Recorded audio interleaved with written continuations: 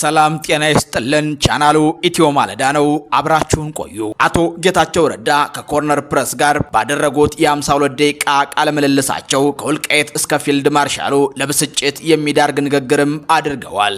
የቃለ ምልልሱን ይዘትም በተረዳነው ልክ የምናስደምጣችሁ ይሆናል። አብራችሁን ቆዩ።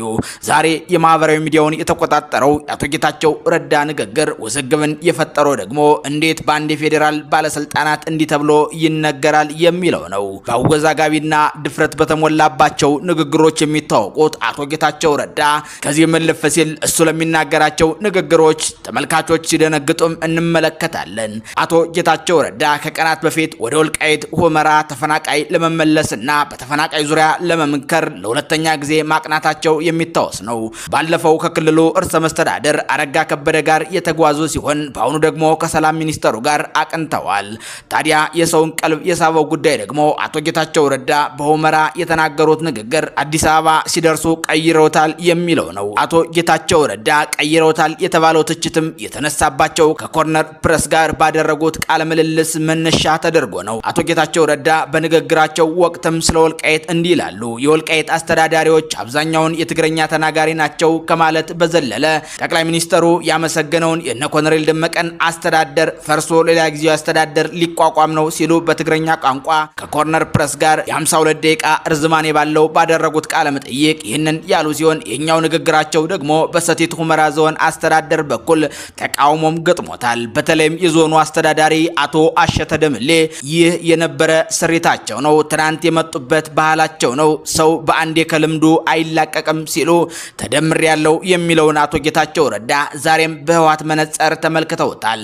አክለውም ከአንድ አፍታ ጋር ቃለ ምልልስ ያደረጉት አቶ አሸተ ደምለው የተነጋገርነው በዚህ ልክ አይደለም፣ አዲስ አበባ በሄድንበት ወቅትም ከዚህ በተመጣው ሰዓትም ያወራነው ስለ በጀት እንጂ ስለ አስተዳደር ማፍረስ አይደለም ሲሉ ተከላክለውታል።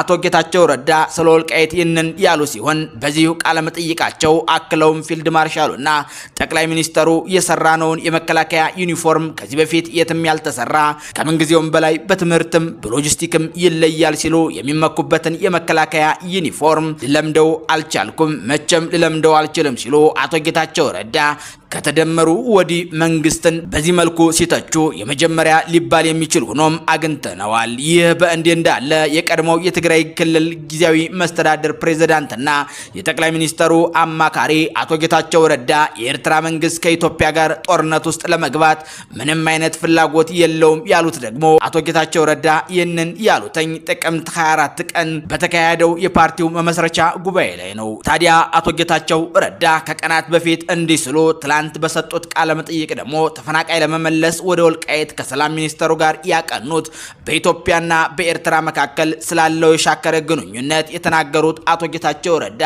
የኤርትራ መንግስት አቅሙን ስለሚያውቅ ጦርነት የመጀመርም ሆነ የመግጠም ምንም አይነት ሀሳብ እንደሌለው ተናግረዋል።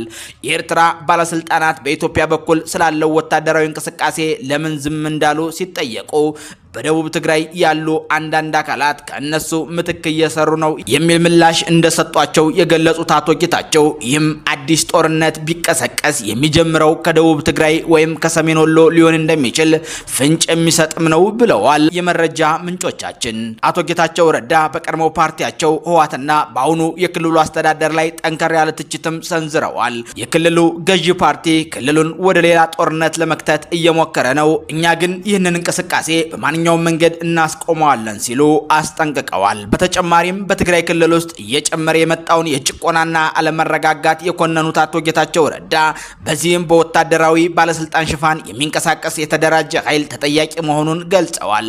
በክልሉ ውስጥ ህገወጥ የወርቅ ማዕድን ቁፋሮ፣ ሙስና፣ የመሬት ወረራ፣ የሰው ማዘዋወርና ስርቆት መስፋፋቱን የጠቀሱ ሲሆን የክልሉ መስተዳድር አባላትም በዚህ የወንጀል ድርጊት ውስጥ ተሳትፎ እንዳላቸውም ከሰዋል። አዲሱ የስምረት ፓርቲ ጉባኤውን በትግራይ ማካሄድ ያልቻለው በደረሰበት ከፍተኛ ጫናና ማስፈራራት መሆኑን የገለጹት አቶ ጌታቸው የፓርቲያቸው ቢሮ መሰበሩን ንብረት መውደሙንም ተናግረዋል። እኛ ቅድሚያ የምንሰጠው ጉዳይ ሽግግሩን በስርዓት መምራት፣ በአጭር ጊዜ የሽግግር መንግስት ማቋቋምና የፕሪቶሪያውን ስምምነት ቁልፍ ድንጋጌዎችን መተግበር ነው ያሉት አቶ ጌታቸው ከዚህ በኋላ በዲሞክራሲያዊ መንገድ የተመረጠ አስተዳደር መገንባት ላይ ማተኮር እንደሚያስፈልግም አስረድተዋል።